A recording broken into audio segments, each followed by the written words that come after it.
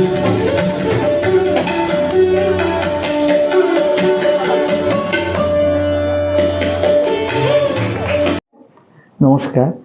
আজকে শিক্ষা 2025 এর অনুষ্ঠানে যেটা লুনাদি করলেন আয়োজন জ্ঞান মঞ্চে, ভীষণ আমরা আপ্লুত এবং আমাদের এই নিমন্ত্রণ পাওয়াটা আমাদের ভাগ্যের ব্যাপার।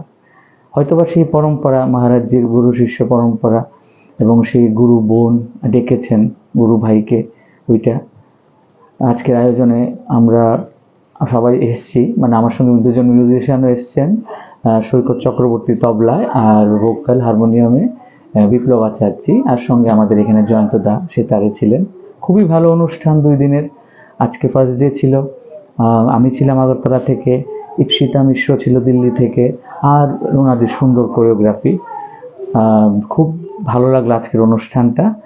আর সবাই যখন একদম চাঁদের হাট মনে হচ্ছিল, সব গুরুরা, কৃষ্ণমোহন মহারাজজি, অসীম দা, মধুমিতা দি, লুনাদি, সুস্মিতা দি, আরও কত সৌভিক, সুব্রত, সবাই ছিলেন এবং সেটা আমাদের খুব ভালো লাগলো। আর আজকে আমার অনুষ্ঠানের শুরুটা ছিল একটা শিবস্তুতি থেকে, তাও একটু মানে একদম রেয়ার, সবসময় করা হয় না ওইটা। আর গজে ঝম্পা তাল 15 মাত্রা।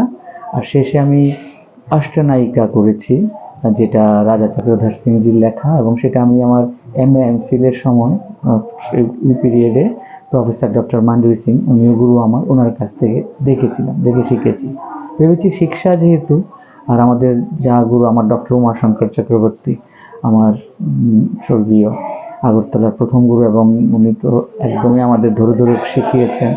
এরপর মহারাজজি, শাশ্বতী দেবী, তারপর মান্ডবী দেবী, সবার একটা বিশেষ অনুদান আছে, অনুভব করি, এবং এটাই আজকে চাইছিলাম যে এটা দর্শকদের সামনে তুলে ধরা।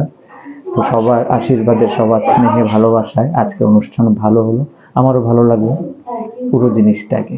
কালকেও হবে 7th জুলাই, তো আমরা কালকেও থাকছি, পরশুদিন গো ব্যাক টু আগরতলা। নমস্কার।